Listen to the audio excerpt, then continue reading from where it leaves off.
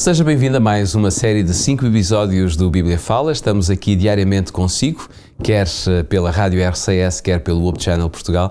E estamos cá porque gostamos de estudar a Bíblia, gostamos de a abrir e sentir e perceber sobretudo o que Deus tem para nos dizer.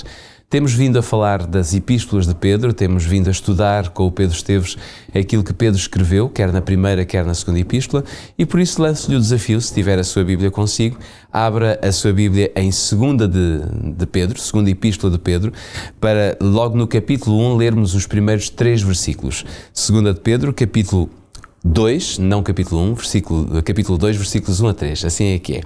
E diz então, e também houve entre o povo falsos profetas, como entre vós haverá também falsos doutores, que introduzirão encobertamente heresias de perdição e negarão o Senhor que os resgatou, trazendo sobre si mesmos repentina perdição.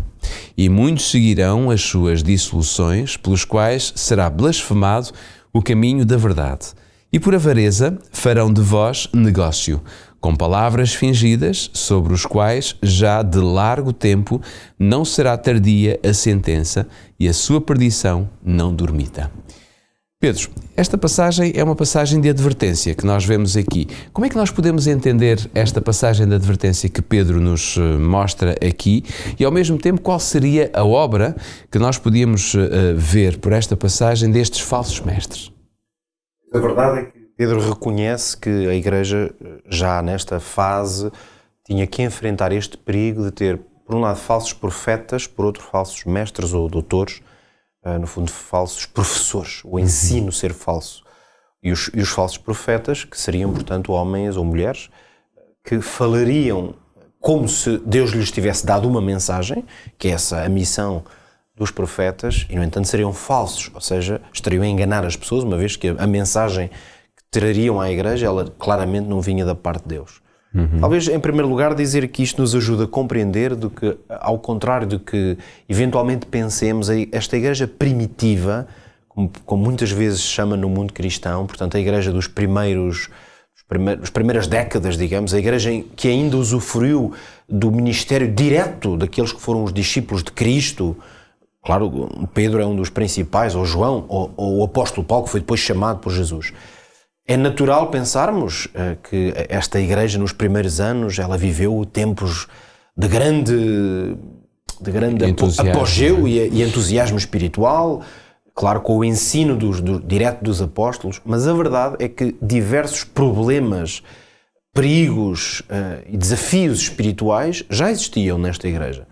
Claro, aqui um pequeno parênteses para dizer que como não esperar que, envolvidos quase 2000 anos, a Igreja cristã também ela não enfrente os mais diversos tipos de desafios, de heresias, de falsidades que apareçam, de ensinos que não correspondam à pura verdade do Evangelho. Ora, isto já existia 50 ou 60 anos, nem tanto, quer dizer, no ano 60, por volta desse período, estas cartas foram escritas. Portanto, estamos a falar pouco mais de 30 anos depois de Jesus ter vivido, não é? Isso quase que poderíamos dizer que o inimigo, no fundo, tenta-nos sempre com as mesmas fórmulas, ou seja, ele praticamente não tem necessidade de encontrar coisas novas. Quer dizer, estamos a dizer isto porquê? Porque quando vamos aos tempos antigos, há muitas coisas que são tentações ainda hoje. Sem dúvida. Quer dizer, o inimigo, a Bíblia apresenta o inimigo como sendo alguém que tem uma intenção, um projeto para ferir e afastar de Deus aqueles que querem viver com Ele. E, portanto, podemos dizer que mesmo se algumas formas, alguns métodos possam mudar, essa essência é a mesma.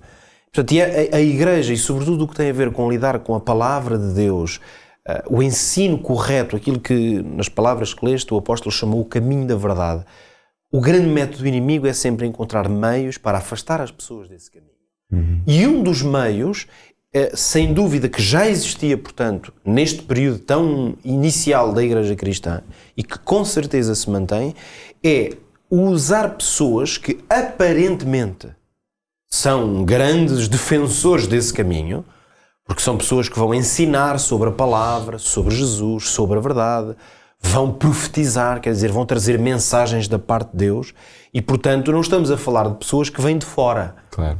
Nós estamos a falar de influências, digamos, de coisas que são totalmente opostas à mensagem de Jesus Cristo. Porque isso talvez fosse mais fácil, embora por vezes também seja um grande engodo, Mas eventualmente para um crente que estivesse mais enraizado e que tivesse amor e zelo pelas coisas de Deus, claro, quando ele vê coisas que claramente são de uma influência oposta, possivelmente ele já se põe de pré-aviso, está mais vigilante. Claro. Mas é mais difícil para a igreja, no sentido da comunidade e cada crente, é mais difícil resistir a certos engodos que vêm com uma capa, chamemos-lhe assim, de verdade. É por isso que esta ideia de falsos mestres, ela diz respeito a quê? Portanto, a pessoas que ensinam a palavra de Deus, ou seja, pessoas cujo conteúdo do ensino é o mesmo do que o ensino de Jesus ou o ensino dos apóstolos. No entanto, a mensagem, ela é errada. Agora, porquê é que o apóstolo Pedro se deu ao cuidado de escrever e alertar a igreja sobre isto? É porque havia seguramente, já nesta altura, pessoas que seguiam estes falsos mestres, que ouviam e davam atenção à voz desses falsos profetas. E é aqui que, claro, o alerta tem que ser feito. Nós temos de ter consciência disto. Aqueles que agem neste reino da falsidade, digamos assim, e agem, portanto, abaixo dos princípios do inimigo de Deus, há uma característica que está bem patente desde o início. Se lermos a Bíblia, ela mostra-nos isso desde a tentação de Eva e de Adão, de que o inimigo age de forma dissimulada. Quer dizer, ele mistura a mentira, da qual ele é pai e autor, mas ele vai sempre misturá-la com a verdade. E aí nós vemos que a capacidade e o potencial de enganar é enorme, porque quando eu tenho a percepção e conheço parte, estou familiarizado com a verdade, é evidente que quando alguém me fala e eu vejo que ali há conteúdo de verdade, eu sou atraído para esse conteúdo. Mas o falso mestre é aquele que dissimuladamente vai introduzir nesse contexto de verdade ideias falsas, ideias que enganam e que conduzem numa direção diferente daquela que é o ensino geral da Bíblia. E por isso é que, de facto, misturar o erro com a verdade é uma grande arma que Satanás tem usado desde o princípio. E é curioso ver que Pedro alerta claramente que, por avareza, farão de vós negócio, ou seja, a perspectiva de que as pessoas depois até se vão escravizar, digamos, nesse seguimento, não é? E a ponto de, se calhar, deixarem todos os seus bens nas mãos de determinados falsos profetas e falsos ensinadores, não é? No fundo, a ideia-chave é que estes falsos profetas, eles falsos mestres, agem por interesse próprio. Se há uma coisa que nós aprendemos no Evangelho, e em especial com Jesus Cristo, é que a base mesmo da soberania de Deus e do reino de Deus é o altruísmo.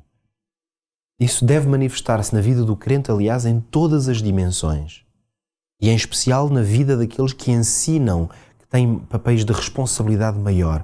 Ou seja, essa ação, esse ministério, aquilo que cada um se sente chamado, não é para benefício próprio, não é para engrandecimento próprio ou para proveito próprio. Pelo contrário, os verdadeiros mestres de Deus, no seu ensino, na sua ação, muitas vezes fazem-no com prejuízo próprio, seja da sua vida pessoal, material ou o que seja, fazem-no num sentido de missão, não para benefício próprio.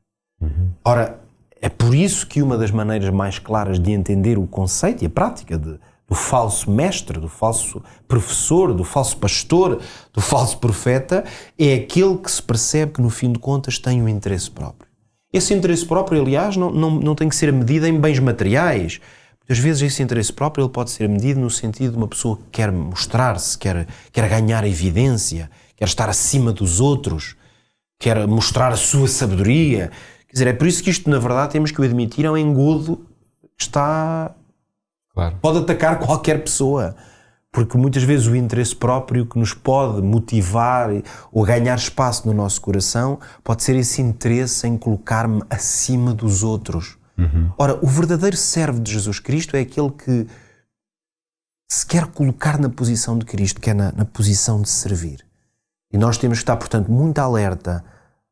Por isso, não apenas com aqueles que vemos que têm interesse pessoal, seja até em quererem tornarem-se ricos ou poderosos, mas mesmo com pessoas que por vezes trazem a ideia de novos conhecimentos, de coisas que nunca ninguém ouviu, por vezes coisas que causam, às vezes novidades espirituais ou novidades teológicas que causam grande sensação.